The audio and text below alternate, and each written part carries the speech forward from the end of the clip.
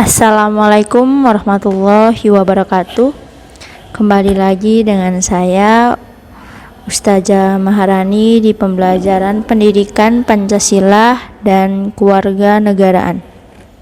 Sebelum kita memulai pembelajaran, ada baiknya kita mengucapkan Bismillahirrohmanirrohim. Hari ini kita akan membahas tentang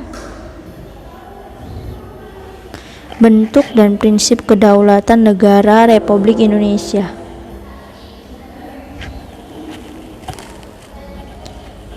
Negara Indonesia adalah negara yang berdasarkan atas kedaulatan rakyat. Landasan hukum negara Indonesia menganut kedaulatan rakyat ditegaskan dalam Undang-Undang Dasar Negara Republik Indonesia tahun 1945. Pembukaan Undang-Undang Dasar Negara Republik Indonesia tahun 1945 alinea keempat, yaitu maka susunlah kemerdekaan kebangsaan Indonesia di dalam suatu Undang-Undang Dasar Negara Indonesia yang terbentuk dalam suatu susunan negara Republik Indonesia yang berkedaulatan rakyat. Pasal 1 ayat 2 Undang-Undang Dasar Negara Republik Indonesia tahun 1945 menegaskan kedaulatan berada di tangan rakyat dan dilaksanakan menurut Undang-Undang Dasar. Dengan demikian, pelaksanaan kedaulatan rakyat ditentukan oleh Undang-Undang Dasar Negara Republik Indonesia tahun 1945. Artinya, Undang-Undang Dasar Negara Republik Indonesia tahun 1945 menentukan bagian mana dari kedaulatan rakyat yang pelaksanaannya diserahkan kepada badan atau lembaga yang keberadaan, wewenang, tugas, dan fungsinya ditentukan oleh undang-undang. Namun, penyerahan ini tetap dalam pengawasan oleh rakyat, baik secara langsung maupun melalui lembaga yang dipilih atau dibentuk atas mandat rakyat. Ketentuan Pasal 1 ayat 2 Undang-Undang Dasar Negara Republik Indonesia tahun 1945 telah mengubah sistem ketatanegaraan Indonesia dari Majelis Permusyawaratan atau MPR sebagai pemegang kedaulatan rakyat kepada kedaulatan rakyat yang diatur melalui Undang-Undang Dasar Negara Republik Indonesia tahun 1945. Undang-undang tersebut dijadikan dasar dan rujukan utama dalam menjalankan kedaulatan rakyat yang mengatur dan membagi pelaksanaan kedaulatan rakyat sendiri maupun kepada badan atau lembaga negara. Selain menganut teori kedaulatan rakyat, negara Republik Indonesia dipertegas dengan kedaulatan hukum. Dalam Undang-Undang Negara Republik Indonesia tahun 1945 Pasal 1 ayat 3 dinyatakan negara Indonesia adalah negara hukum, dan di dalam Pasal 27 ayat 1 segala warga negara bersamaan kedudukannya di dalam hukuman pemerintahan wajib menjunjung hukum dan pemerintahan itu dengan tidak ada kecualinya. Kedua pasal ini menegaskan bahwa pelaksanaan kedaulatan oleh rakyat oleh lembaga negara sesuai dengan undang-undang yang tidak bersifat mutlak atau tanpa batas. Kekuasaan, tugas, dan wewenang lembaga negara dilaksanakan sesuai dengan peraturan perundang-undangan yang berlaku. Berdasarkan paparan di atas, maka prinsip kedaulatan negara Indonesia adalah sebagai berikut. 1. Negara Indonesia adalah negara kesatuan yang berbentuk republik. 2. Kedaulatan berada di tangan rakyat dan dilaksanakan menurut Undang-Undang Dasar. 3. Negara Indonesia adalah negara hukum. 4. Presiden tidak dapat membekukan atau membubarkan Dewan Perwakilan Rakyat. 5. Menteri-menteri diangkat dan diberhentikan oleh Presiden. 6. MPR hanya dapat memberhentikan presiden atau wakil presiden dalam masa jabatannya menurut Undang-Undang Dasar. Prinsip negara kedaulatan rakyat memiliki hubungan yang erat dengan makna demokrasi. Demokrasi berasal dari kata demos dan kratein. Demos berarti rakyat dan kratein berarti pemerintahan. Secara harfiah, demokrasi memiliki pengertian pemerintahan rakyat. Abraham Lincoln mengartikan demokrasi sebagai pemerintahan dari rakyat oleh rakyat dan untuk rakyat. Jadi, dalam negara demokrasi, rakyat yang memiliki kekuasaan untuk mengatur pemerintahan atau kekuasaan ada di tangan rakyat. Hal ini sejalan dengan makna kedaulatan rakyat.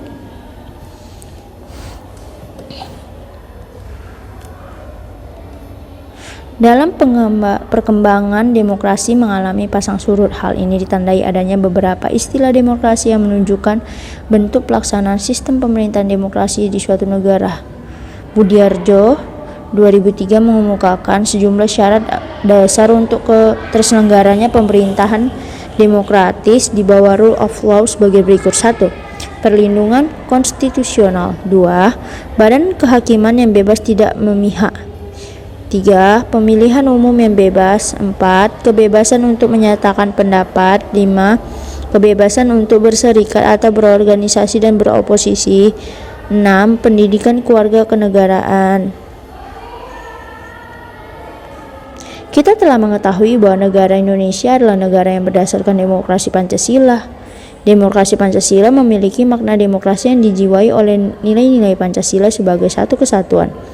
Demokrasi yang dijiwai oleh negara kesatuan yang Maha Esa, kemanusiaan yang adil dan beradab, persatuan Indonesia, kerakyatan yang dipimpin oleh hikmat kebijaksanaan dalam permusyawaratan perwakilan dan keadilan sosial bagi seluruh rakyat Indonesia. Demokrasi Pancasila merupakan demokrasi yang sesuai dengan bangsa Indonesia karena bersumber pada tata nilai sosial budaya bangsa yang sudah melekat dalam kehidupan masyarakat sejak dulu. Atas asas atau prinsip utama demokrasi Pancasila yaitu pengambilan keputusan melalui musyawarah mufakat. Musyawarah berarti pembahasan untuk menyatukan pendapat dalam penyelesaian masalah bersama. Mufakat adalah suatu yang telah disetujui sebagai keputusan berdasarkan kedaulatan pendapat. Jadi musyawarah mufakat berarti pengambilan suatu keputusan berdasarkan kehendak orang banyak atau rakyat sehingga tercapainya kedaulatan pendapat. Musyawarah mufakat harus berpangkal tolak pada hal-hal berikut. 1. Musyawarah mufakat bersumberkan inti kerakyatan yang dipimpin oleh hikmat kebijaksanaan dalam permusyawaratan perwakilan. 2. Pengambilan keputusan harus berdasarkan kehendak rakyat melalui hikmat kebijaksanaan. 3. Cara mengemukakan hikmat kebijaksanaan harus berdasarkan akal sehat dan hati nurani luhur serta mempertimbangkan persatuan kesatuan bangsa dan kepentingan rakyat. 4. Keputusan yang diambil harus dapat dipertanggungjawabkan secara moral kepada Tuhan serta menjunjung tinggi nilai kemanusiaan dan keadilan. 5. Keputusan harus dilaksanakan secara jujur dan bertanggung jawab. Nilai lebih demokrasi Pancasila adanya penghargaan terhadap hak asasi manusia dan hak minoritas. Demokrasi Pancasila tidak mengenal dominasi mayoritas ataupun tirani minoritas. Dominasi mayoritas mengandung makna bahwa kelompok besar menguasai segi kehidupan dengan mengabaikan kelompok kecil. Kepentingan kelompok kecil diabaikan oleh kepentingan kelompok besar dalam masyarakat. Sedangkan tirani minoritas berarti kelompok kecil menguasai segi kehidupan dengan mengabaikan kelompok besar. Keputusan dalam demokrasi Pancasila mengutamakan kepentingan seluruh masyarakat, bangsa, dan negara. Kelompok minoritas maupun mayoritas memiliki kedudukan yang sama dalam demokrasi Pancasila. Nah, setelah pembahasan tadi, di sini saya memberikan tugas, yaitu menurut kamu kedaulatan apa yang dianut di Indonesia dan jelaskan. Akhir kata saya ucapkan Assalamualaikum warahmatullahi wabarakatuh.